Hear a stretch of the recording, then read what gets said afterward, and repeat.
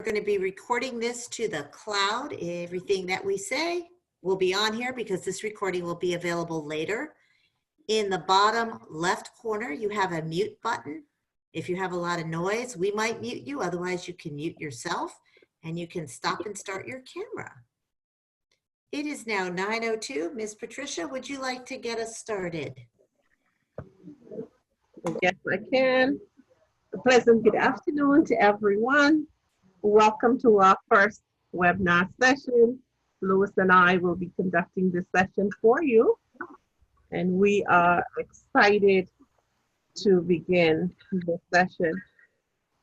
And we will first share that the speech contest webinar session for those who are new to this venture. We will start at the very beginning of the speech contest. And we know the speech contest is an educational program, and they provide an opportunity for Toastmasters to gain speaking experience, as well as an opportunity for other Toastmasters to learn and observe proficient speakers. In the fall, we have evaluation and humor. A quick overview. The contest began at the club level, and the winner moved on to the area contest. And after the area contest, the winner would move on to the division contest. And the division contest winners will complete at the district contest, which is scheduled for May. So on our agenda for this evening, we will share to cover the planning of the event, and it will cover the contest chair and the chief judge responsibility. And so it's important that we use the ultimate guide, which is the rule book, and for 219 and 220. And so wherever you see a diamond, it indicates that changes had occurred. And so you must pay close attention to that. So it's important, extremely important, that you pay attention, and the rule book is the ultimate guide for a speech contest. And as we move along, Lois would now take us through the review of the contest chair. Okay, thank you, Patricia. Just so you know, at the bottom of your screen, you can go ahead and chat something to us. And if Patricia sees something there, she can stop us, or we could just save all the questions to the end. But I am excited to get started about this. And here we go. Can everybody see my screen? Patricia, can you see it? Yes, I can. Okay, wonderful. The contest chair is basically the Toastmaster of the event. They plan everything down to the most minute detail. The next section will be going over the responsibilities and the timetable of the contest chair. In this webinar, we are not going over what is going to be happening the day of the event. We'll be going over how to get yourself up to the day of event.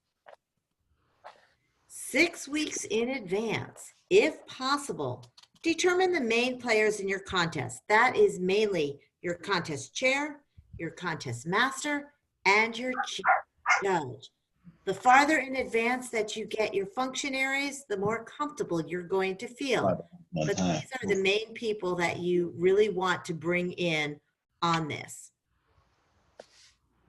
3 to 6 weeks in advance, you need to set your date and time of your contest. You need to get a venue and a budget. If you are an area director or you are a division director, you will be putting together a budget. When you put your budget together, you will send it to the finance manager, Barbara Strasness. She will make sure that it gets approved accordingly.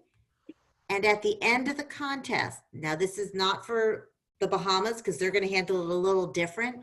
At the end of the contest, you will forward all the money collected to Barbara. She will do an audit and reimburse you with the check. On the Bahamas, she's going to get back to me on that one, but I believe what she's going to do is allow you to do a net of your contest because she won't be able to get you a check for quite a while. Yeah. When you set your budget, plan for food, certificates, printing, down to the smallest level because you want to make sure that you're covering as much as possible. The place, make sure it's free if at all possible. If you can be prudent with the funds, even better. 3 weeks in advance, you will start promoting your contest. Promote it everywhere. You can actually think of this as a membership drive. And it's important for all of us to recognize that in this drive, okay, I have someone that cannot hear me. Yes. Aura, I'm going to stop for just a second. Let's see. Aura, are you able to hear? Let's check you out.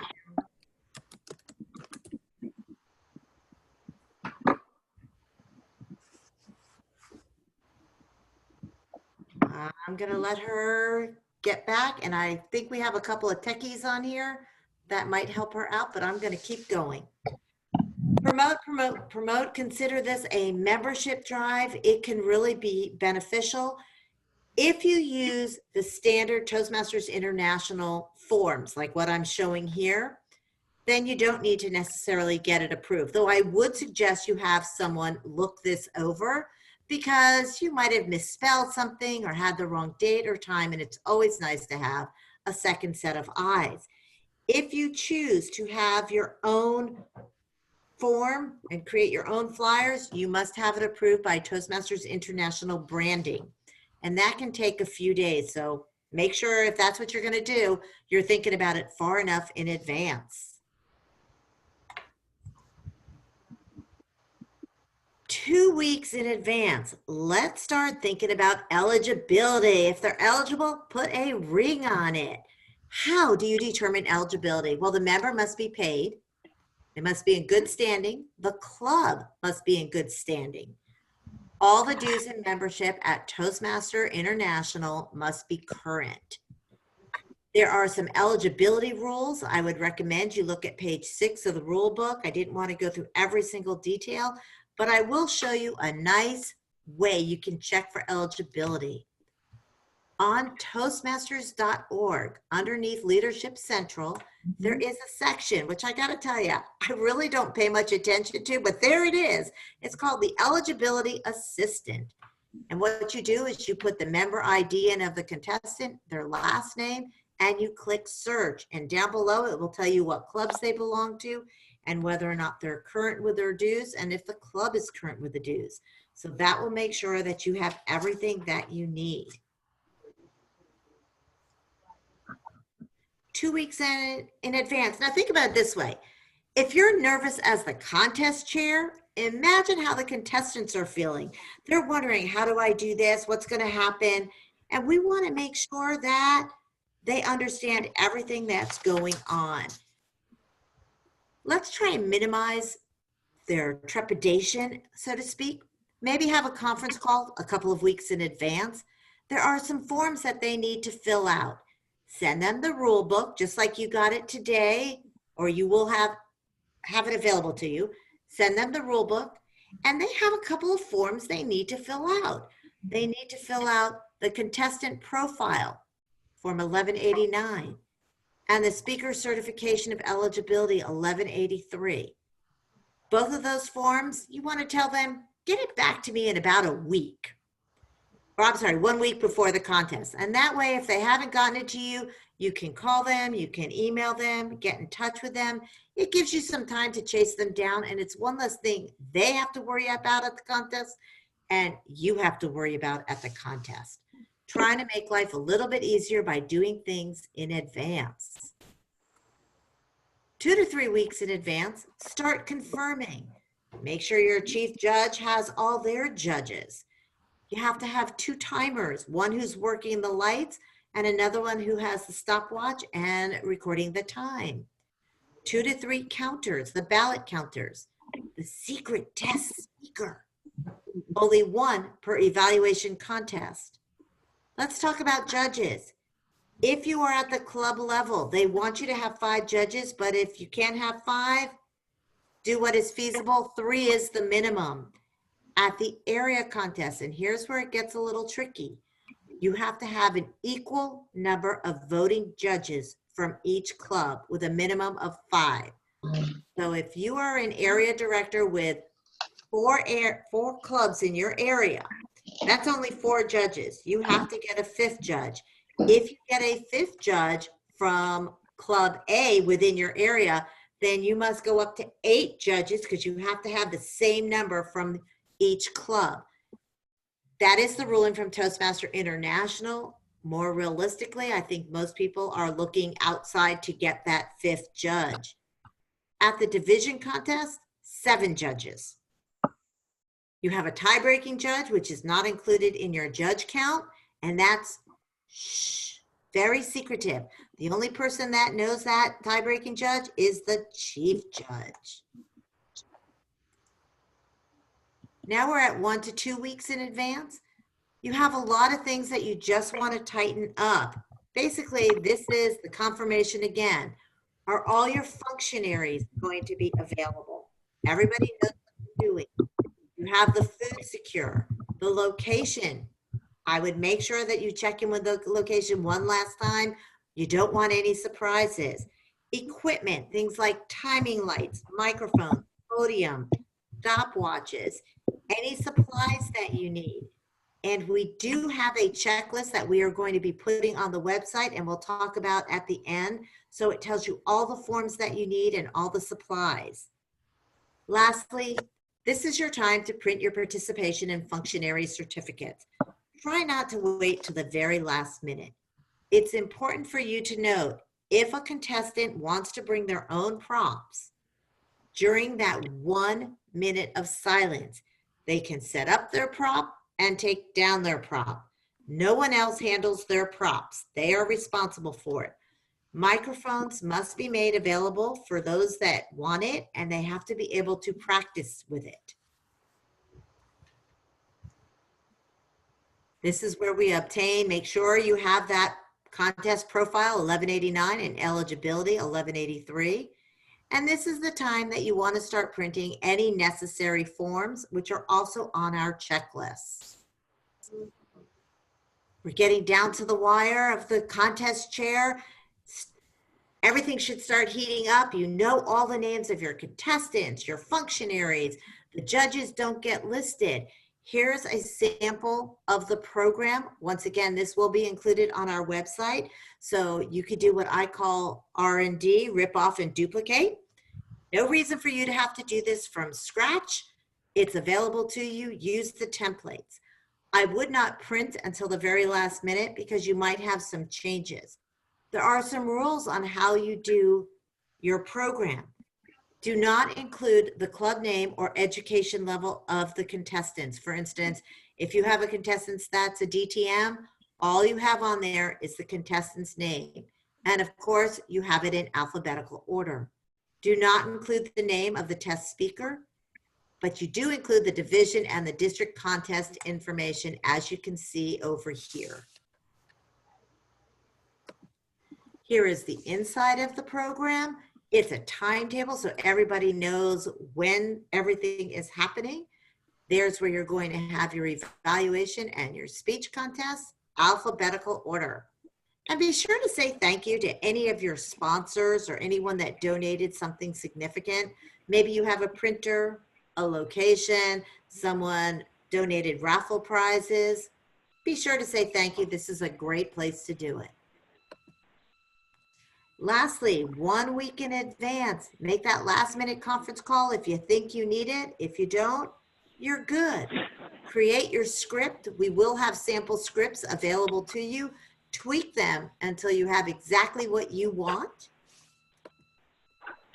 And lastly, you're sitting here going, oh my God, what did she say? Well, let's kind of wrap it up and make it simple. You book the venue, the time, the place. You go ahead, promote the contest. If you want to have a theme, get your test seeker who's a secret. Organize any subcommittees, someone that can help you get this going. You are not an island on your own. You can ask others to help you get your functionaries. Ensure all the equipment is available. Make sure you have all your resources, supplies. The trophies will be handled by the district. As far as I know, we will confirm that as far as the area and the division level. But at the club level, you have your certificates.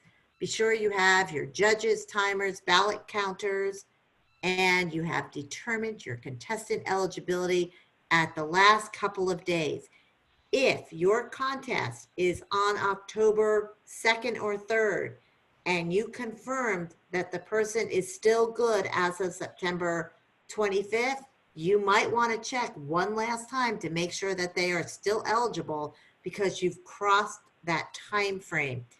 One thing to be aware of, if a speaker at any time is declared ineligible due to lack of dues or anything like that, they cannot be made eligible later on down the road. In past, there has been some questions about a contestant also having other responsibilities in different areas.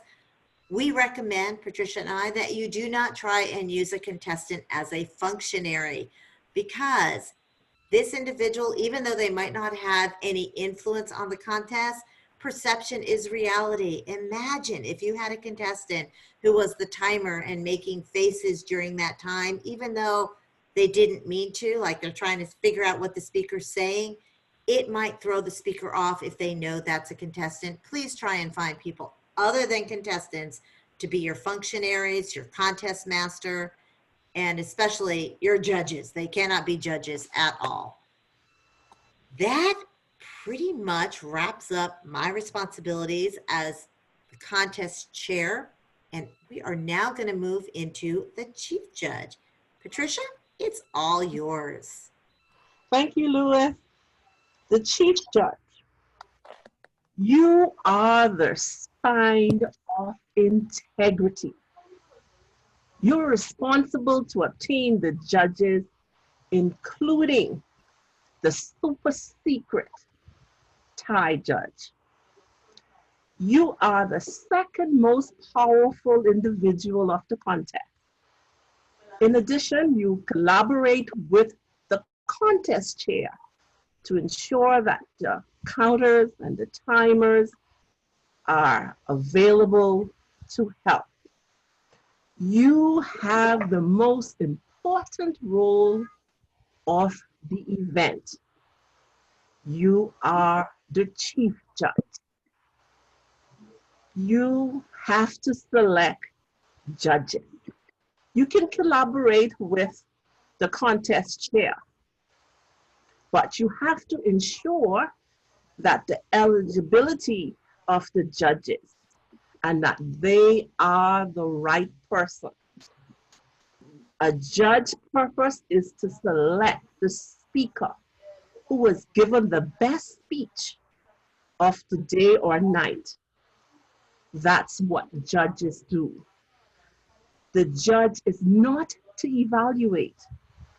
Evaluators appraise a speech, measuring the speaker's presentation against his or her purpose, and then they advise the speaker on how to improve.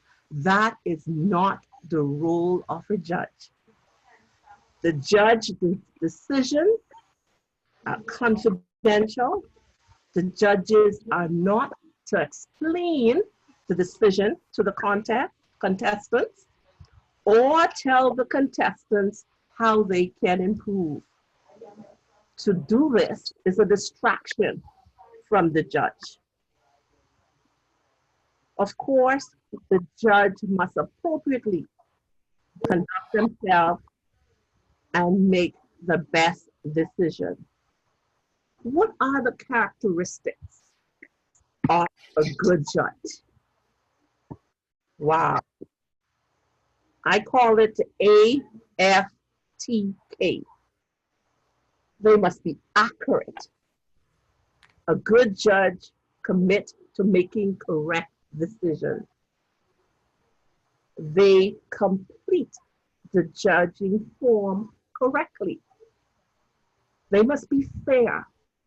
A good judge is totally impartial and don't allow friendship or affiliation, sex or race, creed, nationality, or profession to disapprove or disapproval of a speech topic to interfere with their decision. A judge is trustworthy. That's a good judge. They must realize that all contestants who are participating have entrusted their speech and the responsibility of selecting the best speaker as a winner. They live up to fairness and fair play. They are knowledgeable. A good judge knows current content. They know the rules. They have studied the rule book for 219, 220, and that is the ultimate book that is utilized. Each contestant, there's no exception to the rule, and they are familiar with the judging terms, and they know how to judge properly. And of course, a good judge is a good listener. They listen carefully to the speaker. They do not become distracted. And we have some barriers, and barriers of objectivity. The speaker positioning. When people are presented with a list or series, they often recall at the end of the first, because it's the most thing that they will remember recently, that was short-term memory when the speaker speaks. And similarly, people may remember the beginning of listening at a better or at the middle of somebody's speech. But a judge listens carefully, and they pay attention to what the contestant is saying. To judge the barrier of objectivity, you champion for the underdog. People tend to believe that the underdog puts forth more effort than an advantage or more powerful opponent, but they must be more deserving of success. Judge must use only the criteria for the judging guide and the ballot sheet to select winners, and that is provided for you. And then there's the halo effect. They're inclined to admire all the person's action or work ethics because of another admirable quality that that person has. The judge must stay focused on how much each contestant performs using the criteria of the guide and the ballot.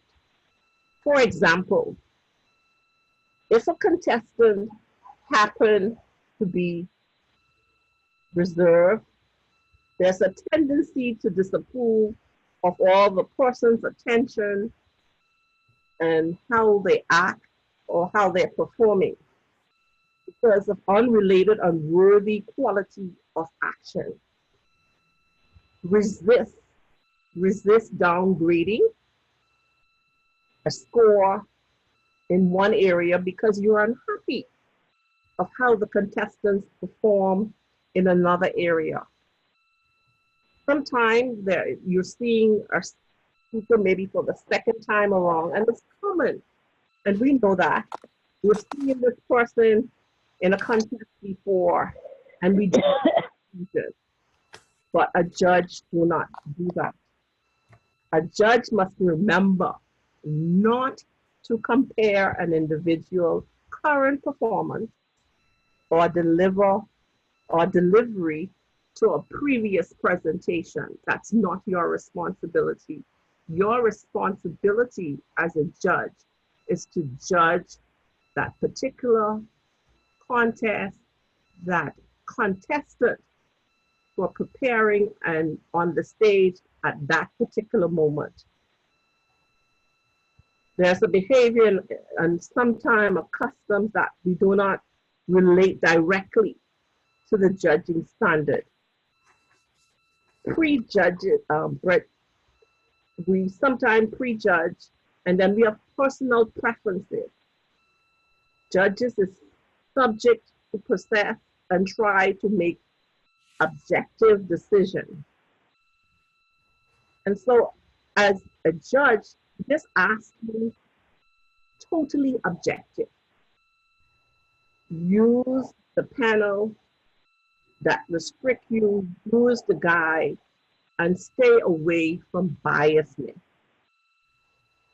So as the chief judge would speak and the categories for judging the contest, you have content, which is 50%, and you can see the form that you will be familiar with that is utilized in the speech contest, and the form shown is a guide for the judge in an international speech, and the humorous speech contest form is similar to this form, and it would say humorous speech. And then delivery is 30%, and language is 20%. And so they are the categories that you will pay attention to in preparing to judge. And you will become familiar.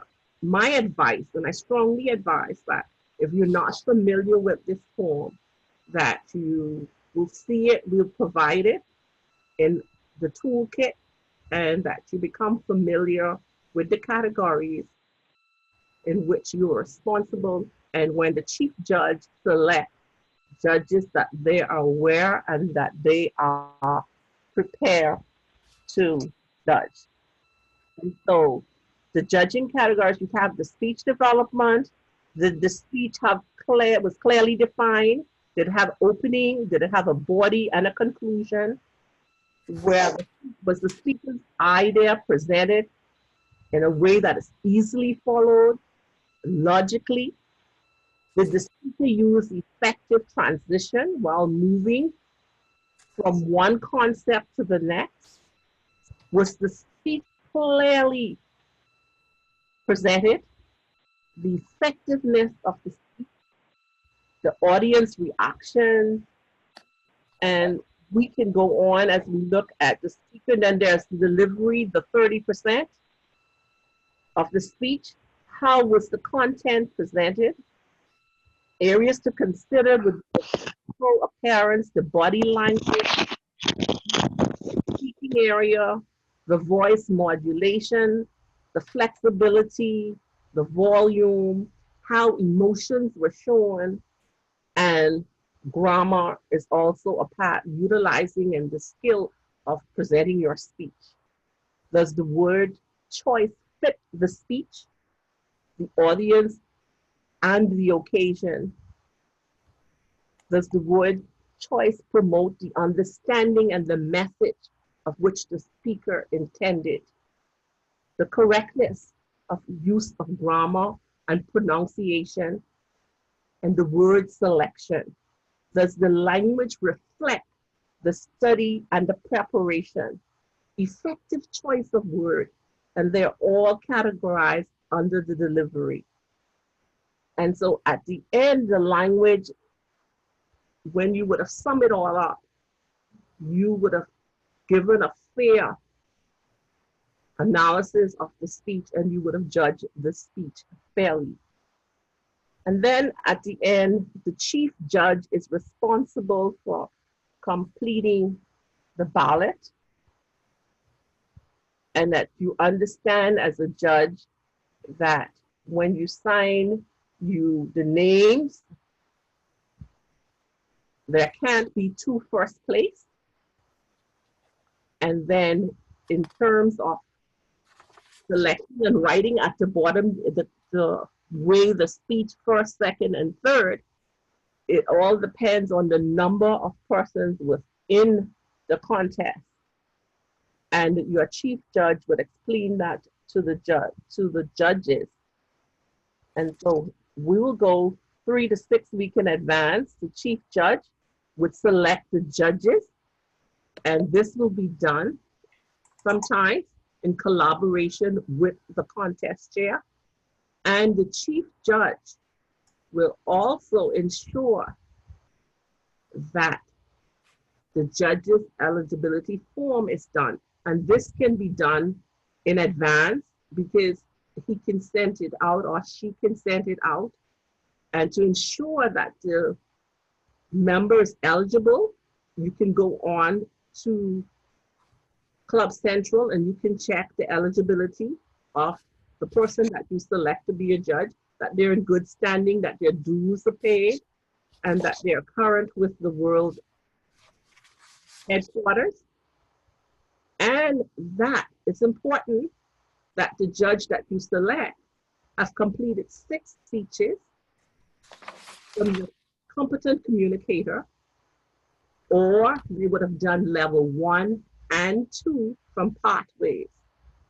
And so they will be there physically and mentally. Their presence are there and they're ready to judge. And so as we get closer to the contest, the 2 to 3 weeks, okay, this will be the page that you will go to check. And then you're gonna confirm with the contest chair, and Lois just put it up for me, that this is where you go to check the judge's eligibility. So if you're not familiar with it, you can go on, you can sign on, you can log in to Leadership Central, and you will see the eligibility assistant. You can put in, if you know the person name, if you've spoken to the contest chair and you've gotten the name of the person. Sometimes the chief judge would ask for the contest chair to assist. And so you ensure you have the name or the ID number of the individual. And you can put in their last name and you can check. So Lois, we can move to the next one. So 2 to 6 weeks, you determine. You can send email. And you ensure that with the contest chair, the timers, the 2 timers are secure. You keep the 3 counters, the ballot counters, your secret speaker, your test speaker, and that will be done by the contest chair, and your judges. And as Lois shared earlier, if you, the area contest, and you have 4 clubs, you will need 5 to 7 judges. And so you would select, ensure that your judge is there. And if you need more, you have 8. And the tie judge, only the chief judge is aware of who the tie-breaking judge is. It's not to be printed or shared. The chief judge have that responsibility. And it is said that the chief judge ensure that the tie-breaking judge is aware of the rules as well, and the eligibility form is filled out properly and can be returned, so you don't have to be there an hour in advance if these eligibility forms are filled out and returned. It all depends on the contest chair and the chief judge. So you're gonna call and have your conference call with your judges in advance, and then you're gonna follow up to ensure that they're still available. And then you don't want to have your judges out of the area that's having the contest. So it's you determine that you would minimize the time in advance of having them. And then you would ensure that the speech contest rule book 1171 is available, and they have all the information required. And then 1 week in advance, consider again the brief conference call with the contest chair, because you have to ensure that your judges are aware where the contest is going to be held, the time of the contest, and the location of the contest. And at this time, the chief judge would have prepared the script. And at the end, we will provide additional tool in the toolkit that would have sample of a chief judge script that you can refer to assist with this. So it's important that the contest date is known, the ultimate resources is known, and the availability of all the necessary information that the judges need at the briefing. And so it's important that the chief judge ensure that the credibility of the individual that's on as judge, and that they're prepared mentally as well to serve as a judge. Lois? Okay. So moving on and wrapping this up, these are the dates for our contest season. As you can see, October 15th to the 30th is your club. Areas start October 1st to the 30th. So I'm assuming because I'm not seeing the 31st, this is because that's Halloween and nobody has an area contest on Halloween. And lastly, the division is November 1st to December 7th. If you're wondering what is your ultimate resource for all speech contests, it is the 2019-2020 rule book. It will be available online. We'll have it on our own website. It will be all over. You don't need to be an know-it-all. You just need to know what resources to go to. We will have on our website at toastmastersd47.org under resources and then contests, all kinds of information. Contest material is out there now. If you click on it, you can get to any form you need. And after this webinar, sometime tomorrow, we will be uploading a bunch of planning materials. One of them will actually be a timeline, an Excel planning schedule, reminder emails for your functionaries and contestants. We'll upload your sample programs, judging sample ballots, and we'll also get your scripts in there. I just realized that I didn't add that. So we'll have your scripts up there also, probably towards the end of the week. And that should give you everything you need to know for the contest planning. Patricia and I are available. We are here. Our next webinar is going to be on the 19th. And that's going to be kind of fun because that's the one, what happens the day of the event? All these issues crop up. How do we handle them? If you want Patricia and I to be at any of your contests, please let us know and we will work you into our schedule. Otherwise, there's a lot of contests going on. And if you feel very comfortable with what you're doing and how it's rolling and you don't need us, we're good also. We are here to be used as you need us. There is our contact information. Like I said, we are available. We have approximately another 15 minutes that we will be online to answer any questions. There was a couple of questions in the chat. One specific question that I thought was interesting was, how do you get the judges from your area? Does your president tell you? Well, first of all, the president as an area director is your main contact. You would ask your president for volunteer names in that club. From there, you would contact the volunteers and hopefully they've given you more than one and you can determine which one should be the judge. It is supposed to be anonymous, though sometimes that's really difficult to do and we get that. As much as you can make it anonymous, please do so. If they only give you one volunteer, make sure that volunteer is qualified to be a judge. Have they completed 6 speeches in the competent communicator or level 1 and level 2? And do they have all the other qualifications going for them? We'll now open it up to the group, or Patricia, if you want to add anything. There's one thing, Lois, that we can say the contest chair can use another Toastmaster to serve as Toastmaster at the contest. Yeah, thank you for bringing that up. I was going to ask that. Yeah. Yes. Okay, so that would be your contest master.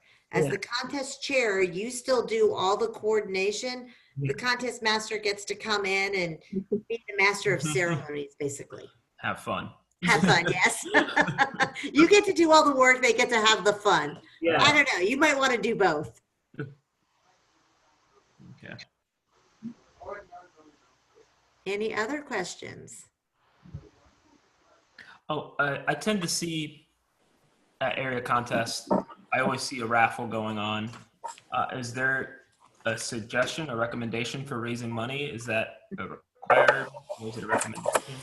It is certainly not required, but if you have an area if you're an area or a division contest, you have to raise funds somehow. So we do recommend that you have a 50-50.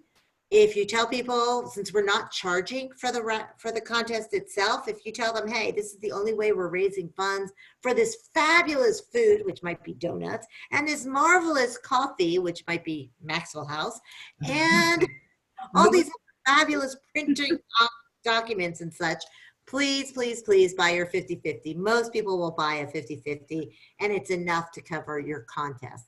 The big thing is to try and get a free venue, if at all possible. Libraries work great for that.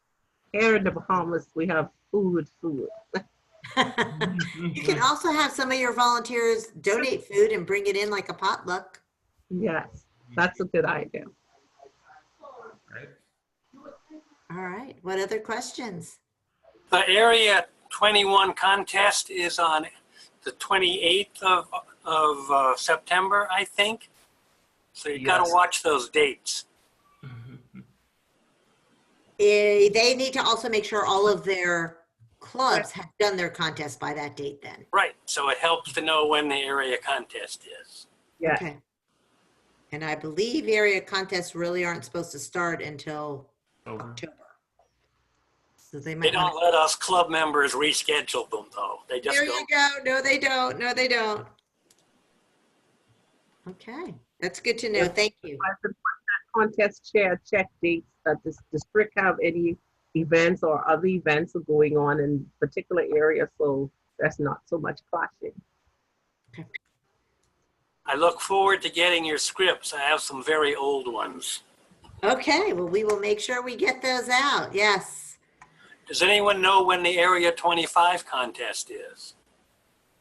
Have not seen it. I think it's in September. It's either going to be the 21st or the 28th. But I can get you that information. This is Anthony. I can get you that information sooner rather than later. Yeah, Peter Parker owes me that. Okay, so there was a question that asked, how flexible can you be with the script? For example, is the chief judge reading of the rules a mandatory part, or can that be summarized to save time? At the club level, you can say we're doing this in conjunction with all the rules and regulations of Toastmaster International. At the area and the division level, I personally would recommend that you read it because you have visitors that are there. Yeah. And some of the contestants are kind of new and don't understand all the stuff that's going on. So it doesn't hurt, but if you feel that that's something you really want to skip, I would run it past your contest chair. And if you're an area, make sure your division director is okay. The quality director, yeah. Yeah, I have a question. sure. As far as having judges, should we be getting the judges from outside? Should we be asking our area director to get judges from outside of our club, or is it okay to have judges who are members of our club? Okay, so we're having a club level contest. You can have judges within your club, or you can bring judges in from outside, because a lot of times I've been in clubs where almost the entire club is competing. So there's absolutely no way they could have a judge from in there. So at that point, you can look outside. I would recommend you also ask your area director to be a judge. That is a great individual that you can lean on as a last minute judge. They know they're going to be called upon. Sorry, area directors, but you know it's happening no matter what you say. So definitely call your area director. And if you run into trouble, ask the area director if they have some names, and maybe you can do some cross-pollination, like, hey, if you give me 3 judges, I'll give you 3 judges, and make some deals that you can get people in there to help you out. Right. Okay, thank you. You're most welcome. We use club contests to train judges because I've seen them arrive at the area without training. Okay, excellent. Good point. Thank you, Kip. What else can we help you with? All right, so a reminder on the 19th, I think it's going to be a 7 p.m. one, not a 9 p.m. one. Thank you, 7 everybody, for taking the late one, but that's going to be more of almost like testing. If this happens, how will you handle it? And it will be more of a discussion of Q&A so that you can be put on the spot and realize, I have no idea how I would handle that. And it gives you an opportunity to realize there's a lot of stuff that gets thrown at you at the day of. We'll also do a walkthrough. I think, Patricia, didn't we talk that we'll do a walkthrough the day of what each function will do? So we'll do a walkthrough, and then we're going to wrap that section up with about 20 minutes of, here are some really weird things we've seen. Here is ballots we've seen. What do you do with them? What happens if a timing light breaks down? How does that all impact? And the speakers start over? Those are the type of things we're going to be going over, because the next one is handling the day of the event. And one last thing, Patricia, I'll send this one to you. How do you handle a situation where the VPE wants to participate in the contest? If the VP is planning the contest,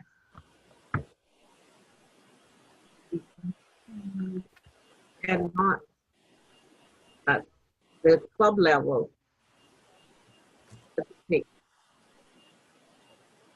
I guess the question that I'm reading it as, does the VPE have to be the contest chair? No. And the answer to that is no. No. They just have to get a contest chair. So in reality, it's the VPE, anybody can be a contestant. You just need one person to step up to the plate and say, I am Superman, I will be the contest chair, and take it from there. And then you need one other person to be a chief judge. Again, please do not be afraid to call your area director if you're having problems. You can also call Patricia and myself if you're having problems, because we know a lot of people that we can lean on, Kip being one of them, for judging and things like that. There are some people that really enjoy going around and helping out in these clubs. You are not an island on your own. Please take our contact information and we will help you out however we can. But if I was in a club and our VPE wants to compete, I would encourage them to compete and see if we can find a contest chair to run it. There was a question, will this be available? Yes, this recording is going to be made available by David Carr so that you can go ahead and review that. The question was also, does the district provide trophies for the clubs? At the club level, no. But you have these beautiful first, second, and third place certificates. I mean, they are just gorgeous. They have yellow and red and silver, but no, not trophies. Sorry. All right. Someone to sponsor it. Oh, yes, unless you sponsor it. Very good. Are there any other questions then? I think we are pretty much rounding out. One more. Alona, did you have a question? No. Okay. Patricia, did you have anything else you wanted to add? I want to wish everyone, as they go ahead, success in planning their contest, and to ensure that you reach out to those who've been doing it for a long time, your seasoned Toastmasters, for assistance if you need that. And we're just a click away, and you can just hit Lois and myself up, and we'll be able to gladly assist you as best as we can. Yes, and we will be continuously adding resources to the website, so stay tuned to the website. And other than that, this is supposed to be a fun time for everyone. Don't let it stress you out. Like Patricia said, click away and we're here. All right, at that point, I am going to go, wait, I've got one more question. Oh, it was just a thanks much, a much needed addition to District 47. Thank you, thank you, thank you. We appreciate your support. Y'all have a good night now. I am going to go ahead and stop the recording. For two in the Bahamas, we say have a good night. Good night, everybody. Thank you for attending.